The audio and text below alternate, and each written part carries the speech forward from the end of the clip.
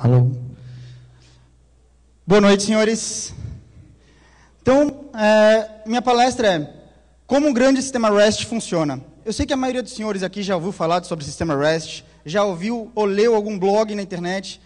O que às vezes a gente tem mais medo disso é que, na maioria da literatura que a gente vê, nessa literatura informal, é que muita gente fala besteira, mesmo sem agir de má fé. O cara fala um monte de boas práticas, mas que nada tem a ver de REST. Tá?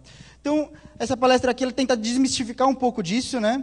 E falar efetivamente como um grande sistema REST funciona. Bom, antes da gente começar, meu nome é David, eu sou formado pela PUC em Ciência da Computação, não a PUC daqui desse estado, mas da PUC de São Paulo. Fiz mestrado em Inteligência Artificial na USP e já trabalho há mais ou menos uns 12 anos com desenvolvimento de software e hoje eu sou arquiteto de software na Editora Abril. Então, vamos lá. Né? Primeira coisa, antes de a gente começar a falar sobre um problema de um sistema grande em REST, a gente tem que falar do ambiente, né? Porque a gente tem que modelar todo o nosso conceito do que está por trás para a gente tentar pensar no nosso problema. Então, qual que é o meu ambiente? Meu ambiente atual, assim que trocar o slide, né? O nosso objetivo lá na Editora Abril, a gente tem uma empresa muito grande e a gente queria criar um gerenciador e publicador de conteúdo digital para a Editora Abril, né, para o Grupo Abril. Bom, quando a gente pensa nisso, né, fala, mas criar um gerenciador de conteúdo e um publicador de conteúdo, né? Mas qual? Qual conteúdo é esse, efetivamente? Então, quando a gente pensa em conteúdo, a gente pode pensar que é o seguinte, eu posso ter matérias, chamadas, notícias, estabelecimentos, carros, uma série de informações que vão ser cadastradas, catalogadas, classificadas, com atributos e características distintas. Tá? Então, esses são só alguns. Pensa que eu tenho muitos tipos de informações diferentes que eu posso querer armazenar, que tudo isso é meu conteúdo. Além disso, eu quero publicar onde? Né? Então, eu tenho que pensar que eu quero publicar na web, eu quero publicar em dispositivos mobile, eu não estou falando só de Android, iOS, mas estou falando de dispositivos que têm diferentes resoluções, diferentes tamanhos de tela, diferentes públicos. Né? Eu tenho Smart TVs começando a surgir no mercado nacional, eu tenho APIs que vão ser públicas na internet para outros sistemas consumirem. Eu estou pensando, então, tudo isso que eu quero publicar, todos esses ambientes. Além disso, né, quando a gente pensa na Editora Abril, você se lembra de alguma revista específica, mas vale lembrar que são 70 marcas de revista. Então, são diferentes grupos de pessoas que atuam em cada uma dessas marcas, com públicos diferentes. Ok, então, se a gente parar para pensar assim, efetivamente o Grupo Abril é como se fosse uma empresa de empresas. Então, eu tenho a Veja, eu tenho a Placar, eu tenho a Playboy, eu tenho a Info, eu tenho a Exame. Cada uma dessas pequenas empresas tem jornalistas que pensam diferentes e todos eles acham que são Deus. Né? Todos eles acham que sabem tudo. Cada um deles tem um modo de pensar diferente, um modelo de negócio diferente, uma infraestrutura diferente. Pensa só, numa empresa de 5 pessoas, se bobear, a gente tem mais de 10 softwares. Imagina uma empresa de 5.000 pessoas. Quantos softwares vão ter? Então, a ideia é a gente não ter uma infinidade de diferentes tipos de softwares, mas sim uma maneira de a gente reutilizar todo o conteúdo gerado por uma única empresa numa outra. Tudo bem? Bom, só para ter uma ideia, né? A revista Veja, independente de a gente gostar ou não, ela foi lá na cidade de São Paulo e classificou todos os McDonald's. Como ela classificou? Ela foi lá, tirou foto, achou o melhor lugar para sentar, classificou, descreveu o ambiente, se tem estacionamento, se não tem. Ok, aquela informação ela guardou no sistema. Passou algum tempo, uma revista lá, bem menor, que é para criança, chamada Mundo Estranho, ela queria fazer uma reportagem sobre McDonald's, que é bom para você levar os filhos que tem parquinho. Ela não tem infraestrutura para você colocar milhares de jornalistas na rua para ir lá tirar foto e descobrir qual que é o melhor parquinho. Então, essa informação poderia passar de uma revista para outra, já que elas são do mesmo grupo, são do mesmo dono. Mas como é que a gente faz isso? A gente tem que ter um sistema integrado que consiga fazer isso, que consiga compartilhar essa informação. E aí tem a lei de Cornwall que fala o seguinte, que quando a gente desenvolve um software, ele reflete efetivamente o modo como você se comunica dentro da própria empresa. Então, se você se comunicar bem uma área com a outra, o seu software ele vai refletir exatamente isso. Se você não se comunicar bem, não adianta você querer fazer um software que ele vai refletir essa falta de comunicação. Okay? Então, quando a gente começa a pensar numa empresa de mídia, você acha que a comunicação é excelente? Muito pelo contrário. Eles têm uma dificuldade bem grande de comunicação entre si, principalmente pela concorrência entre eles, e pela aquela sensação de poder. O jornalista é aquele cara que ainda pensa no papel.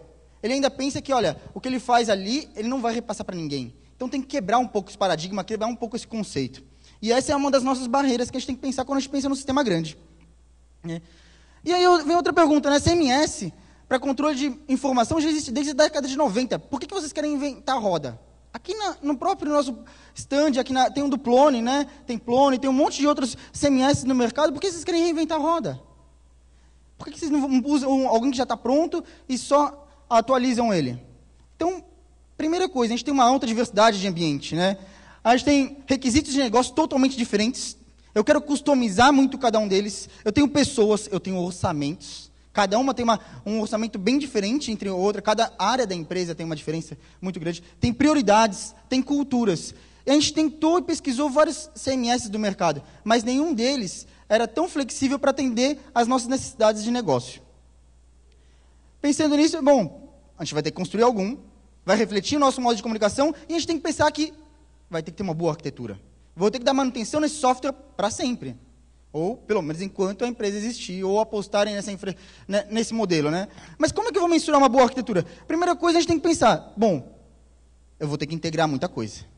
E aí eu venho com aquele problema clássico, que você vê desde a época da faculdade até hoje, não importa quanto tempo você trabalha com desenvolvimento de software, você vai ter problema de integração. E aí? Bom, eu tenho as soluções tradicionais, né? Solução idiota número 1.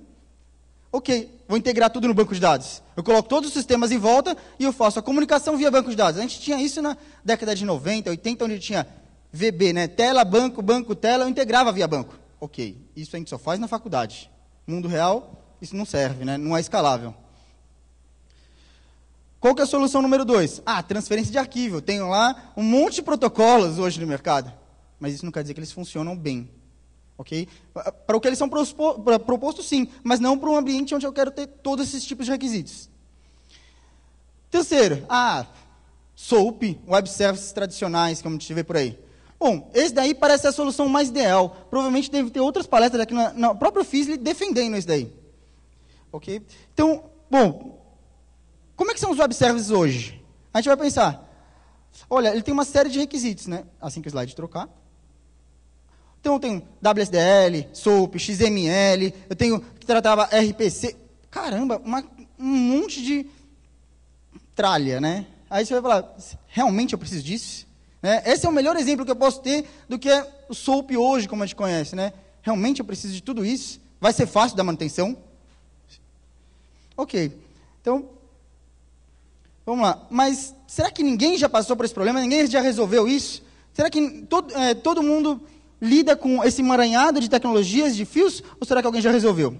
E, por último, a gente volta para a mesma pergunta. Independente da solução que eu escolher, se vai ser centralizar no banco, se vai ser transferência de arquivo, se vai ser web service com SOAP ou com qualquer outra tralha de tecnologia, como é que eu vou avaliar se a minha arquitetura que eu adotei é boa? Né? Então, tem uma formulazinha que o pessoal costuma falar que uma arquitetura boa é se o custo aceitável, mais as necessidades atendidas, mais o quão bem o seu PO sabe pedir o que ele quer. Porque não adianta nada você ser o melhor desenvolvedor, você ter a melhor equipe de desenvolvimento junto com você, o seu custo de desenvolvimento ser baixo, porque todo mundo ganha pouco e produz muito, ok? E o cara não sabe pedir o seu software. E mesmo que tudo isso você considere, você tem que levar em consideração quanto tempo o seu sistema demora para se recuperar no caso de uma falha. Ok, você fez um sistema super bem, só que se acontecer um crash, deu algum problema, quanto tempo você demora para se recuperar? Então, eu estou considerando tudo isso na hora de eu mensurar o que é uma boa arquitetura. Então, pensando em tudo isso, a gente desenvolveu uma plataforma que a gente chamou de Alexandria, fazendo uma analogia àquela biblioteca histórica. Okay? Como é que funciona esse sistema Alexandria que a gente desenvolveu? Basicamente é o seguinte, eu vou ter diversos jornalistas, editores, redatores, escrevendo no sistema, produzindo informação, imputando dados nesse sistema, que vai ser o Alexandria. Ele vai segregar e separar essa informação entre vários módulos, que não fica transparente para o jornalista, ele nem sabe onde está. Para ele é só uma interface de input. Okay? E esses sistemas eles vão propagar e publicar essa informação em diferentes meios, em diferentes tipos de conteúdo. Pode ser um celular, uma web, um aplicativo no Smart TV. Tá, okay? Essa é a ideia do Alexandria. Deixar algo simples para o jornalista, para o redator. Então, vamos falar um pouco agora como é que é o raio-x dentro dele, como é que funciona. Primeira coisa, eu estou falando num sistema que eu estou produzindo e tem várias revistas. Então, são 16 sites. Não é um sitezinho, um blog, não. São sites com 900 mil páginas. São muita informação, muito conteúdo, com muito acesso diário. Então, só para ter uma ideia, antes de a gente entrar nos detalhes, minúcias do software, a gente tem mais ou menos 60 desenvolvedores, tem 13 arquitetos de softwares, 6 gerentes de projeto, 4 gerentes de produto. Essas pessoas não são as de cada revista, são só as que fazem o sistema, só o CMS que vai ser o core de toda a editora. Ok, bom, que tecnologia a gente usa lá? A gente utiliza um mar de tecnologia. Java, Ruby, JavaScript, MongoDB, MySQL, uma série de tipos de tecnologias, uma série de tipos de bancos de dados, frameworks, outros. Não tem problema. A ideia é que você use a melhor ferramenta para o seu melhor problema. Eu não estou aqui para defender ou vender nenhuma panaceia de solução. Sim, que você tem que usar um martelo quando se tiver um prego, e uma chave de fenda quando se tiver um parafuso. A ideia é você usar a melhor tecnologia no melhor momento certo. Bom, pensando em tudo isso, a gente tem uma infraestrutura bem grande de máquinas, VMs. Então, a gente tem mais ou menos 220 máquinas só para esse core, independente dos sites individuais ou de outras máquinas em volta. Então, bom, só para ter uma ideia, no mês de janeiro, a gente teve, nesses sites que estão lá, 15 milhões de page view. Então, a gente, só mensurando, só nesse ano, 15 milhões. Então, a minha infraestrutura ela tem que ser escalável e performática para aguentar tudo isso. E quando eu penso nisso, não é simplesmente comprar um monte de máquina e colocar lá. Não, eu tenho que conseguir ter uma progressão mais ou menos que eu consiga projetar e ser aceitável o custo. Lembra que estava lá na fórmula o custo aceitável. O custo aceitável não é só desenvolvimento, mas sim de você manter essa plataforma funcionando. Número de máquinas que você vai adicionando, como é que você custa na sua manutenção, e assim vai. Então, quando a gente começou a pensar toda nessa infraestrutura, a gente começou a dividir ela em alguns módulos. A gente dividiu em 4 principais módulos. Todos eles se comunicando via HTTP. Vamos falar um pouquinho sobre cada um deles. O primeiro é um que a gente chamou de domínio. Domínio é um módulo do sistema que é responsável e é especialista por alguma coisa. Por exemplo, quero cadastrar nesse domínio só as matérias, só os veículos, só os estabelecimentos. É um pequeno trecho de software que é responsável por uma especialidade específica.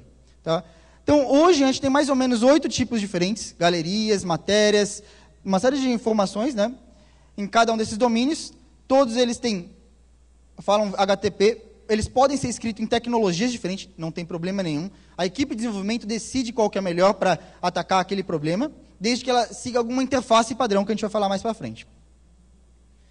Além disso, a gente tem serviços. Serviços são algo que é cross-domínio, ou que cross-site. Por exemplo, ele não vai funcionar somente para o site da Placar ou somente para o site da Playboy. É algo que vai funcionar cross todos eles. Então, por exemplo, a parte de anotações. Todos os sites provavelmente vai ter alguma coisa de comentários. Todos os sites vai ter alguma coisa de autenticação. Então, é algo que é comum a todos.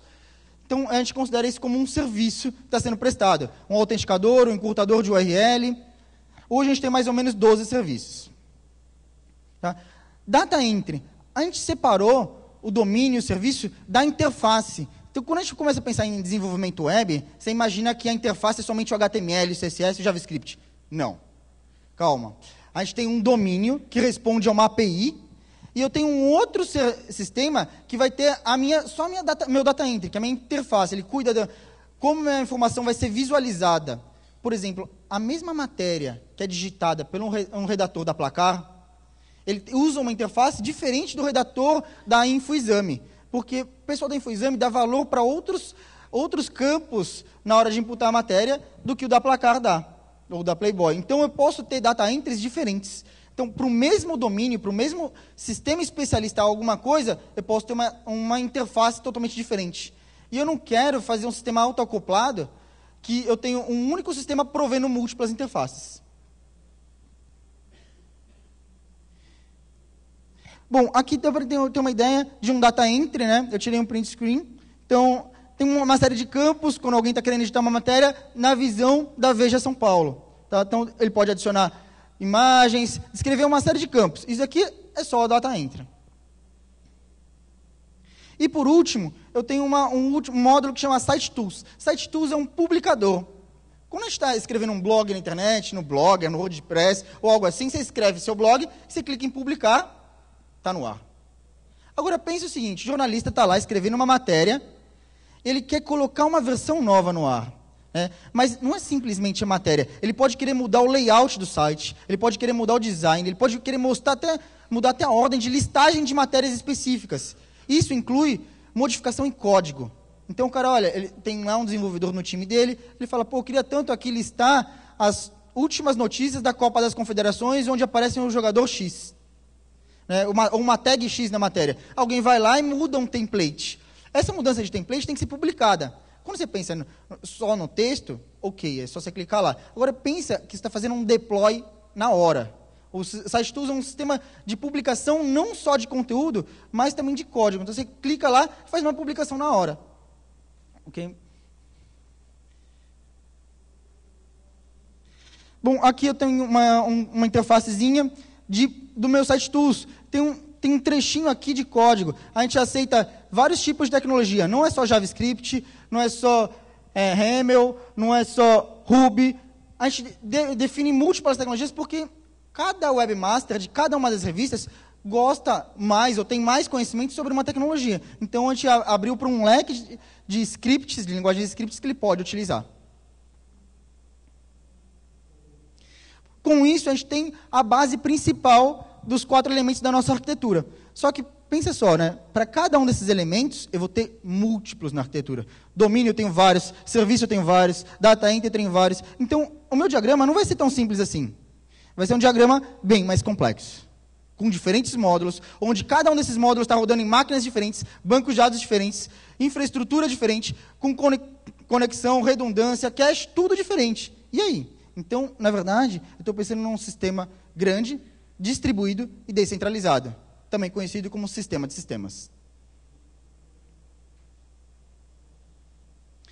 Bom, aí voltamos ao problema inicial. Como integrar tudo isso? Como é que eu vou fazer para que tudo isso funcione corretamente, bem junto? Bom, primeira coisa, já existe o World Wide Web, A internet, como a gente conhece hoje, já funciona muito bem assim. A gente tem um monte de sites na internet, descentralizados, de maneira distribuída, e eles funcionam. Você acessa do seu navegador o site da Microsoft, da Apple, e ambos estão em infraestruturas diferentes. Você consegue acessar o site do Fizzly. Então, a web, como a gente conhece, é algo distribuído, descentralizado, e é um sistema de sistemas. Então, será que a gente já não consegue usar essa própria infraestrutura para resolver o meu problema inicial? Só que tem um detalhe, A gente tem que se lembrar que o World Wide Web não é HTTP. A gente acaba fazendo essa analogia implícita pelos navegadores que a gente usa o dia a dia, mas o HTTP é bem mais antigo e ele tem bem mais recursos no protocolo de transmissão do que a web como a gente conhece hoje. Então, para resolver esse problema de um sistema de sistemas, eu quero fazer uma boa integração entre todos eles, a gente vai usar REST. Aí todo mundo já ouviu falar alguma coisa dessa sigla, mas e daí? Por que escolhemos REST? Vamos parar para pensar. Eu tinha alguns requisitos não funcionais. Como o arquiteto de software, você tem que pensar nesses requisitos não funcionais. Tem o protocolo de transferência, tem que ser bastante utilizado. Alguém podia falar, FTP é bastante utilizado, por que você não usa isso? Ok. Mas não é só FTP, tem que considerar todos os outros. Protocolo, escalabilidade, performance, alta disponibilidade, permitir a evolução do sistema de uma maneira bem fácil, permitir a evolução sem quebrar os clientes. É bem fácil você fazer uma solução onde você consegue evoluir, mas toda vez que você evoluir, você quebra a compatibilidade com seus clientes. Imagina que eu estou fazendo core e eu tenho várias redações com várias versões do meu sistema instalado e eu não quero quebrar nenhuma delas toda vez que eu lançar uma nova versão. Então, eu quero dar uma evolução garantida aí.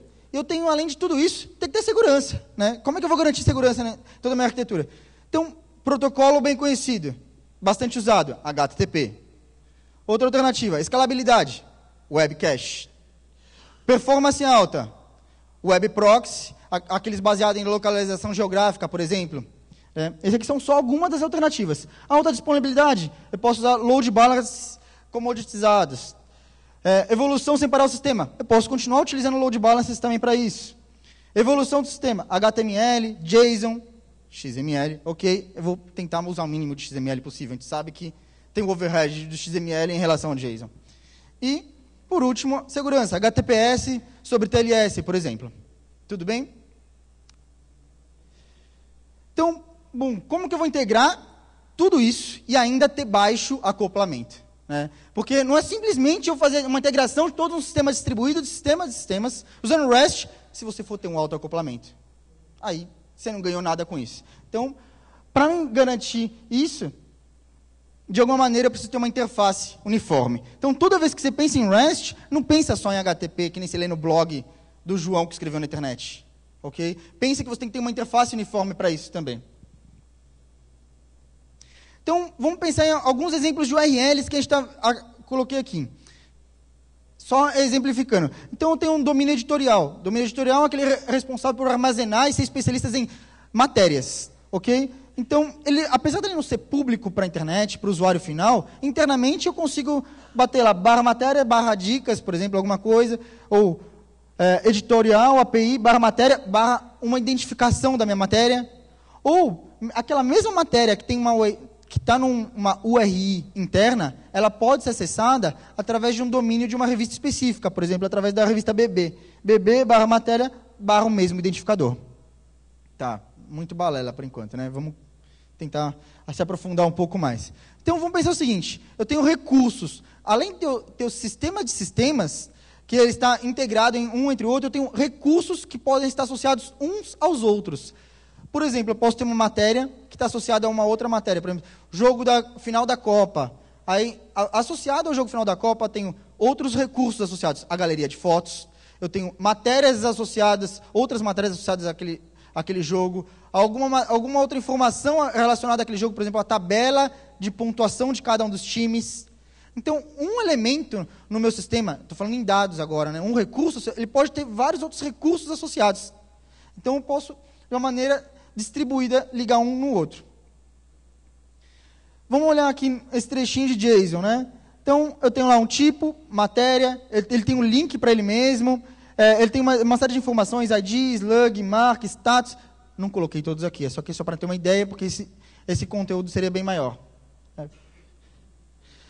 Para a representação, a gente está utilizando JSON, massivamente. Ok? Só que a gente usa um tiquinho de XML. Por que a gente utiliza um tiquinho de XML? Porque a gente ainda assim precisa colocar Open Search Descriptor. E a gente não consegue fazer isso de uma maneira eficiente e clara com JSON ainda. Ok? Talvez com uma especificação no futuro, quando surgir.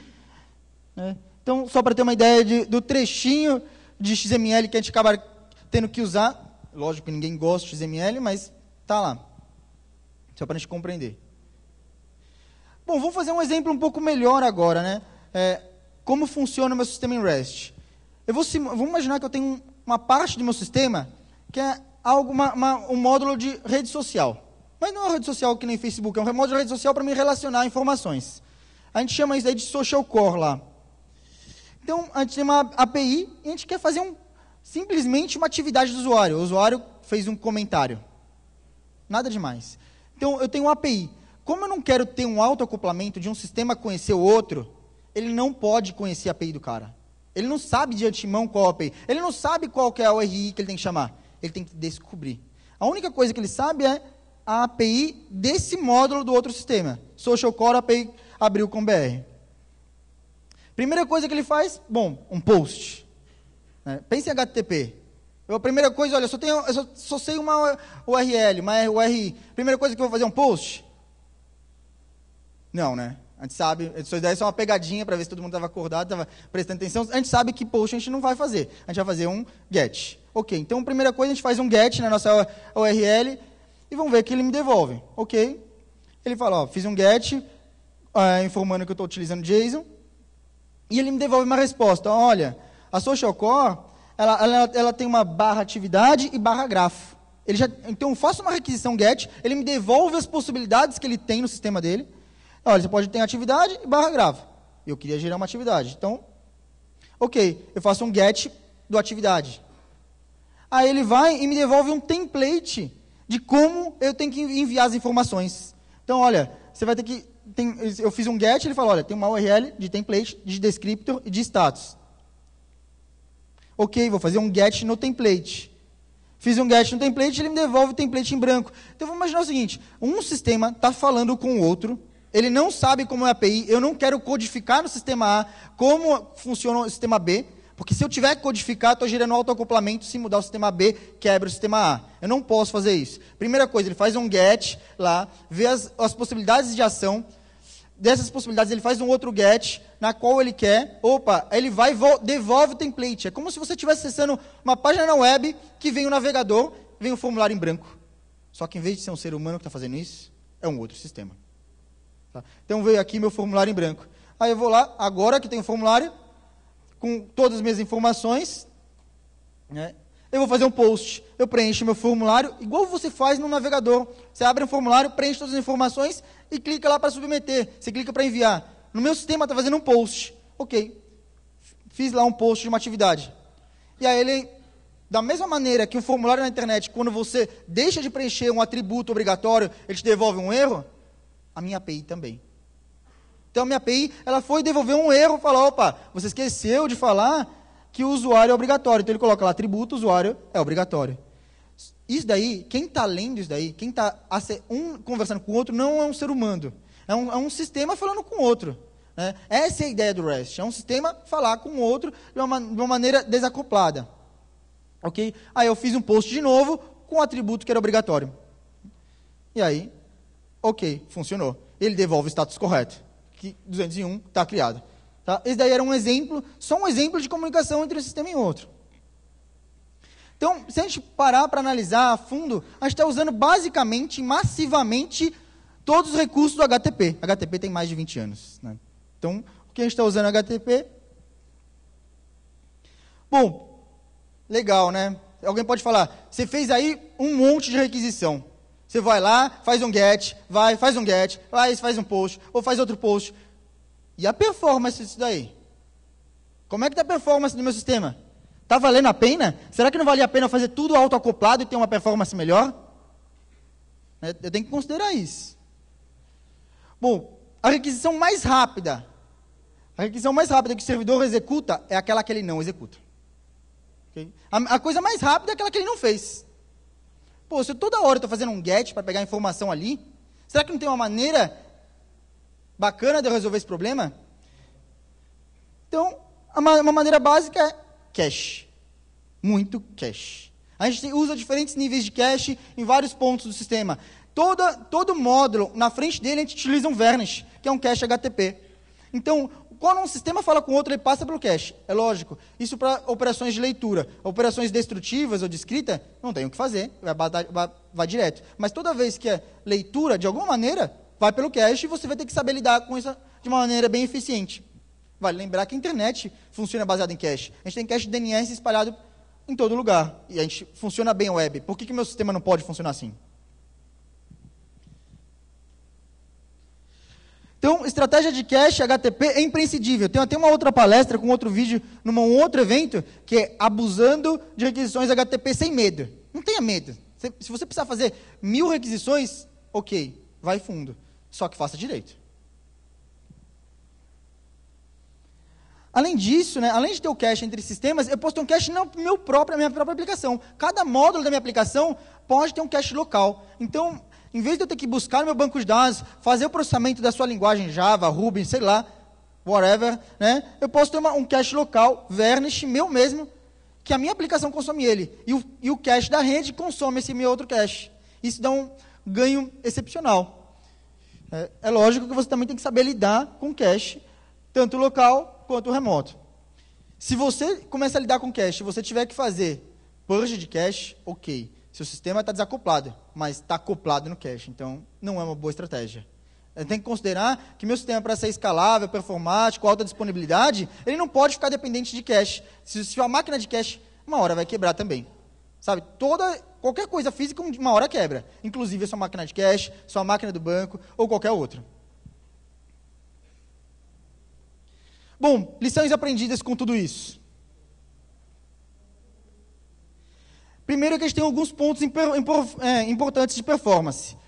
O nosso cache intermediário, Eu tenho uma stack de aplicação baixa, eu posso usar um CDN, que auxilia bastante a gente, por exemplo, a Akamai, servindo a nossa aplicação. Eu tenho uma boa estratégia de TTL, ter cache local, então todas essas são pontos importantes. E, bom, algumas características que eu considero essencial. Primeiro é a lei de Postel. A lei de Postel fala o seguinte: seja conservador no que você faz e liberal no que você aceita dos outros.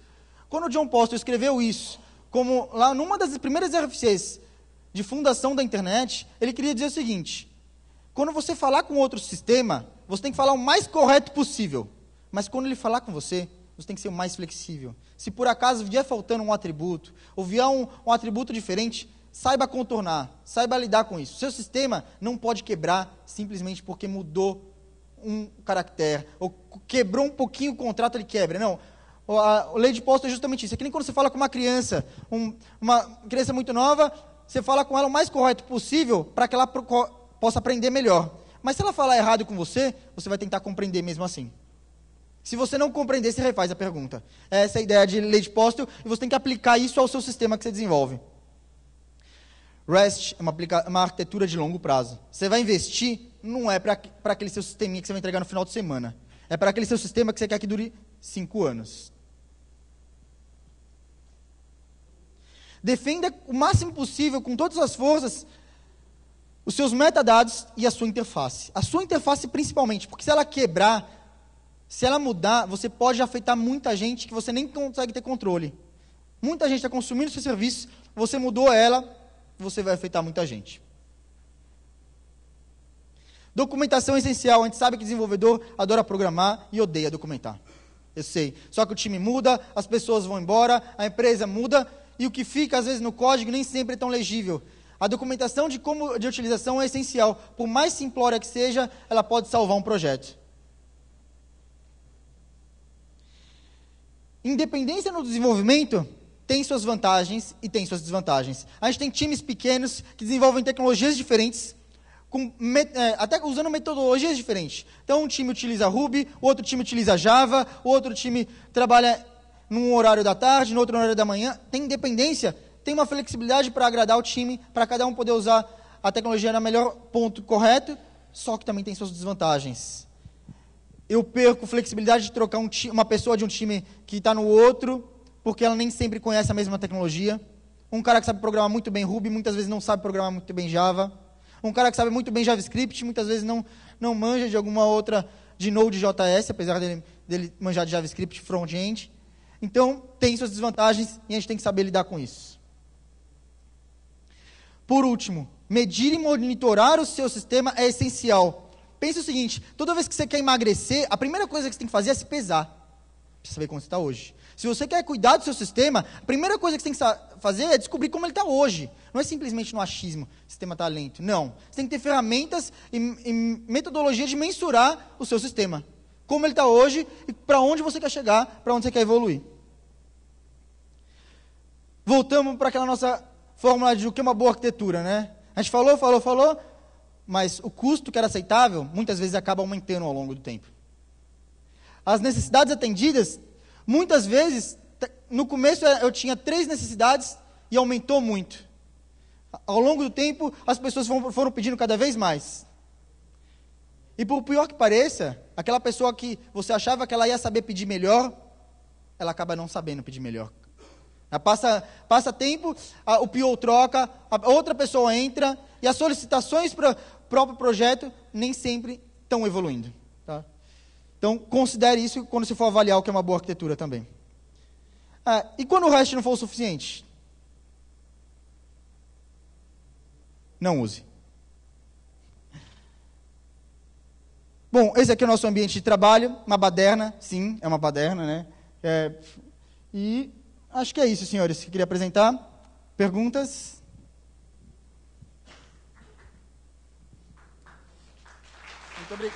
Muito obrigado.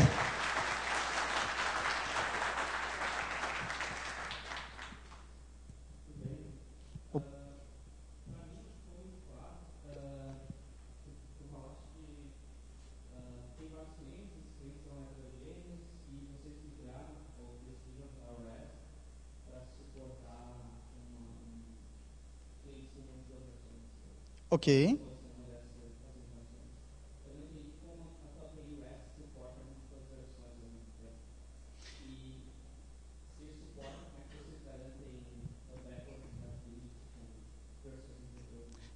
Perfeito. Essa pergunta é bem polêmica, né? Porque diversos autores de livros acadêmicos de REST defendem que REST deve ter versionamento na API.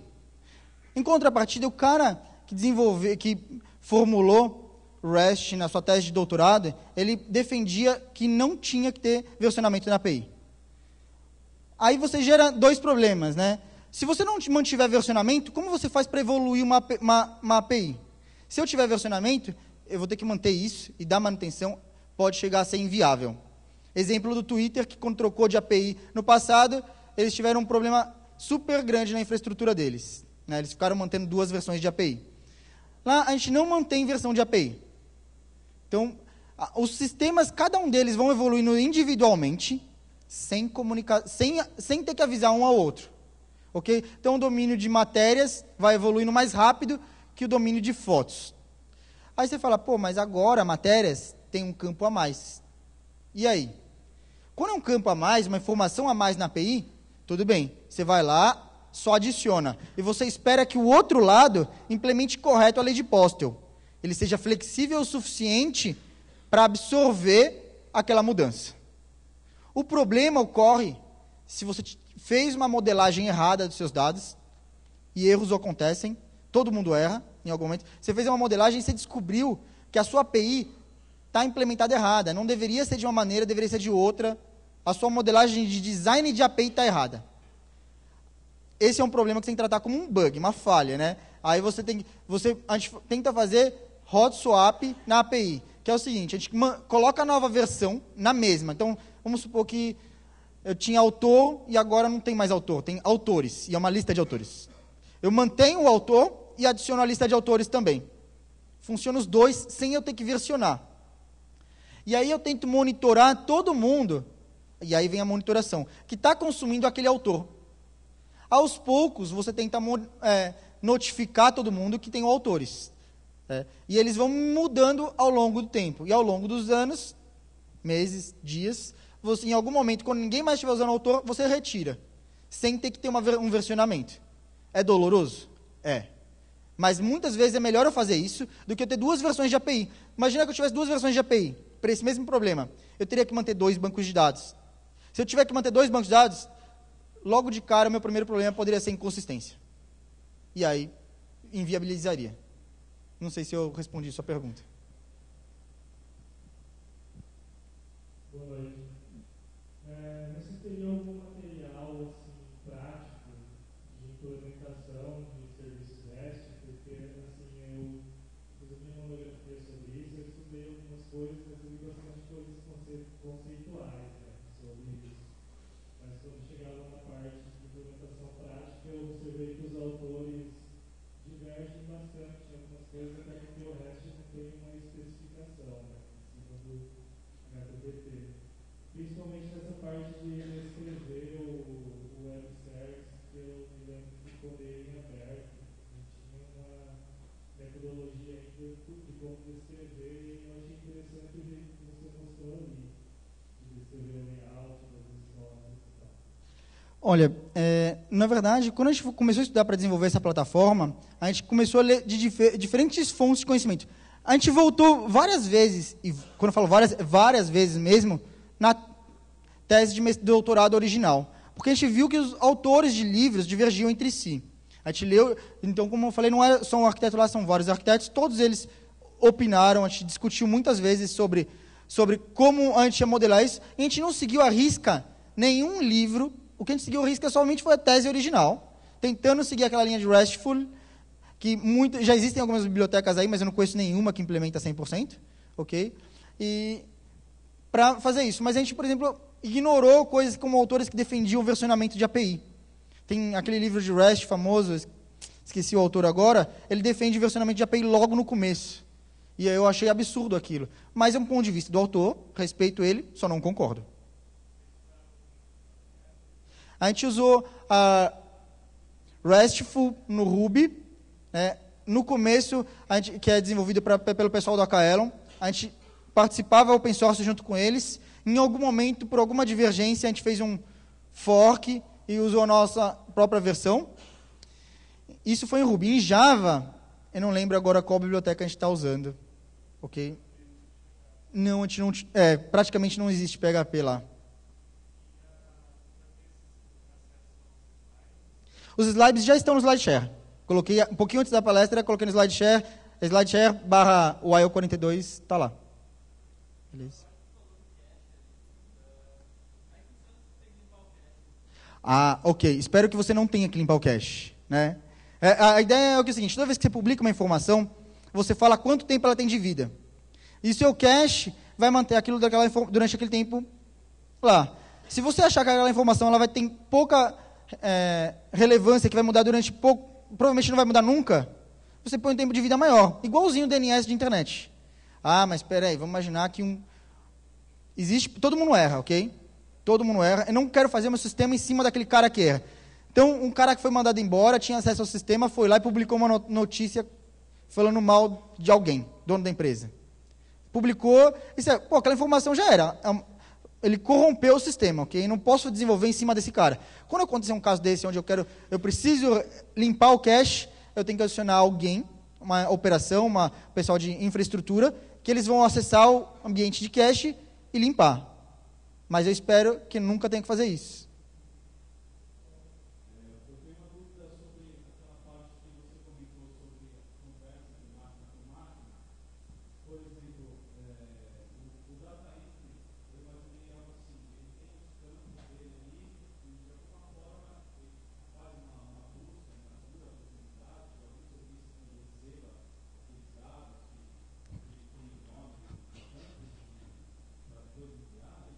Então, olha só, existem mais de uma maneira de fazer o data entry. Eu vou voltar aqui no slide para ficar mais fácil a minha explicação.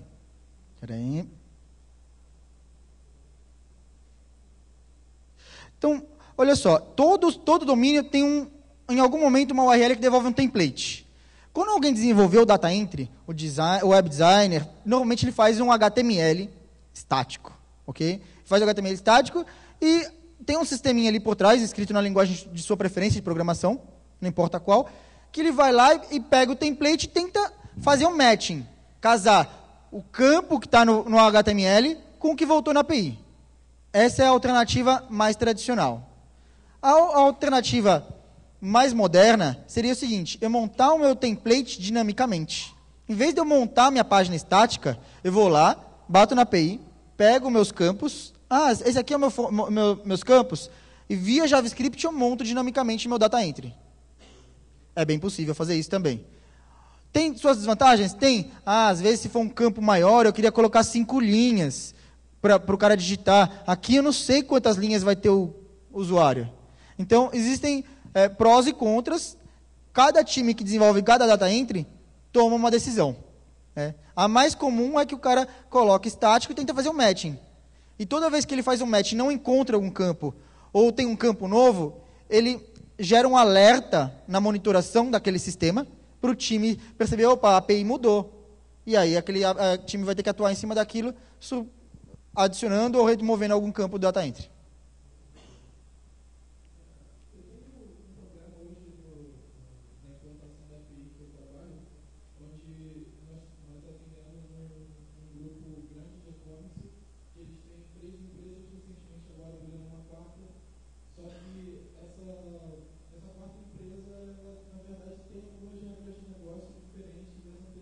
Uhum. Mas o cliente exige que nós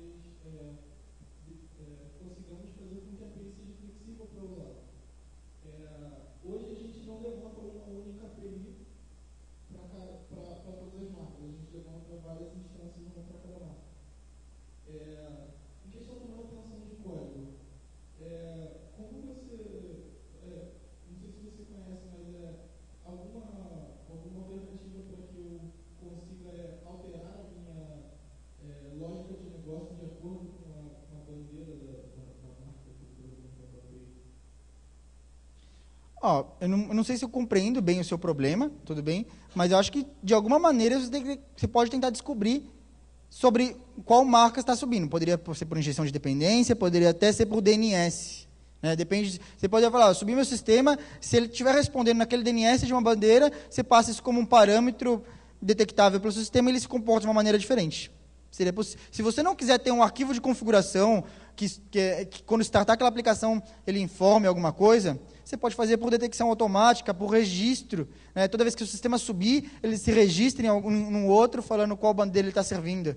Poderia ser, mas acho que teria que analisar a fundo como é que a implementação está desses seus sistemas.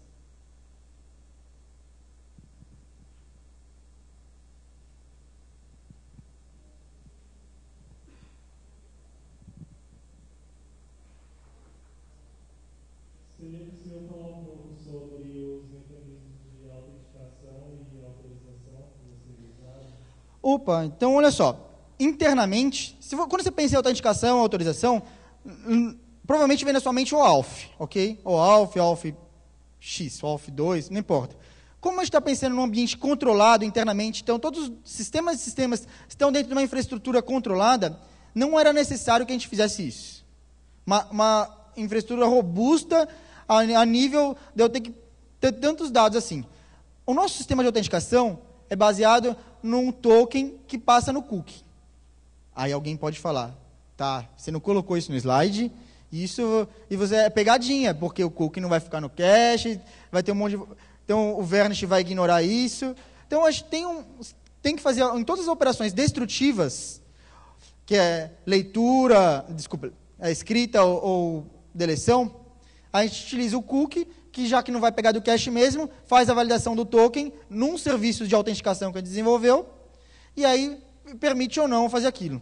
Mas é uma autenticação fraca, se você considerar que isso exposto na internet seria muito, muito baixo. Mas num ambiente controlado, onde toda a nossa infraestrutura está controlada, e um sistema está falando com o outro, não vai ter um ser humano ali no meio, isso foi o suficiente para a gente. A gente utiliza o tempo todo, put delete. Na hora que alguém está lá, ele quer apagar alguma coisa, ele utiliza todos os elementos do HTTP para isso. Algo mais? Senhores, muito obrigado.